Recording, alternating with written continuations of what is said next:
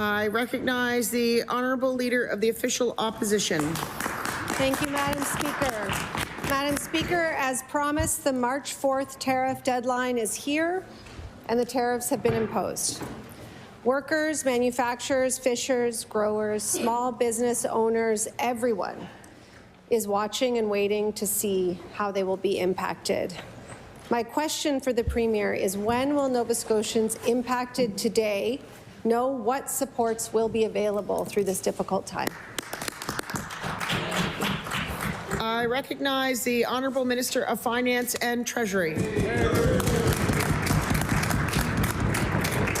So, Madam Speaker, I want to acknowledge that these are extraordinary times and this is an extraordinary challenge for our province. I just want to acknowledge that the province has responded to challenge and adversity in times in the past and will do so again, and we as a government will, all members of this legislature will respond to that these enormous challenges.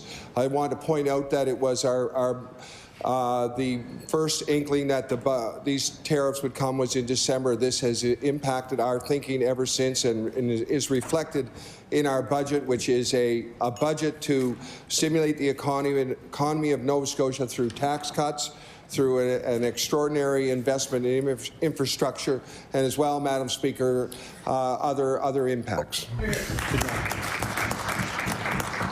I recognize the Honourable Leader for the Official Opposition. Thank you, Madam Speaker.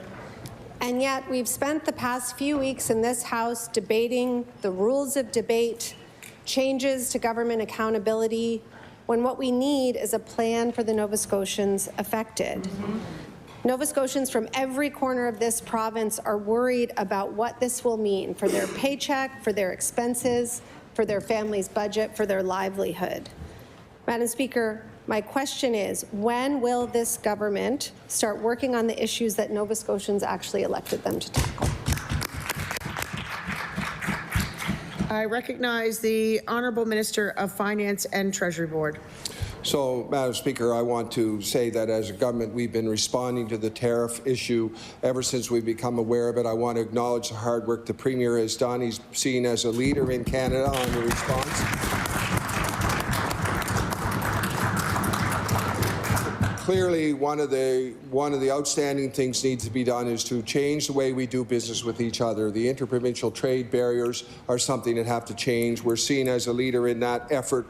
Nova Scotia is, thank you to the Premier. And we know that if even in small ways we can all do a bit more business with other provinces, with Nova Scotians, we can change the economy of our province. I want to acknowledge that. I want to mention the fact that we've invested in Nova Scotia Oil and continue to do so.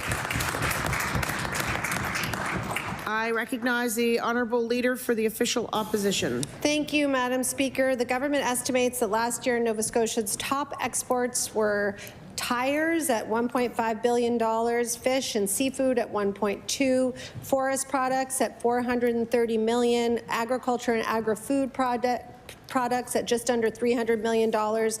This revenue isn't just columns on a spreadsheet. It's thousands of people's livelihoods and the economic prosperity of our communities. The key thing that needs to be done is to let these individuals know how they will be supported.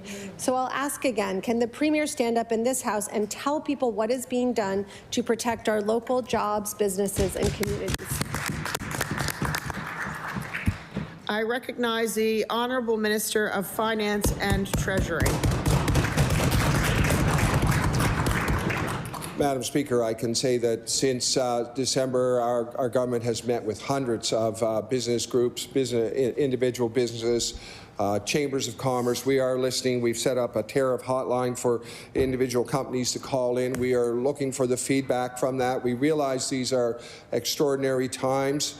The tariffs will be devastating both for our province, or challenging for our province and challenging for our American neighbours. We will work through this. Nova Scotians have faced adversity in the past and triumphed. We will triumph again.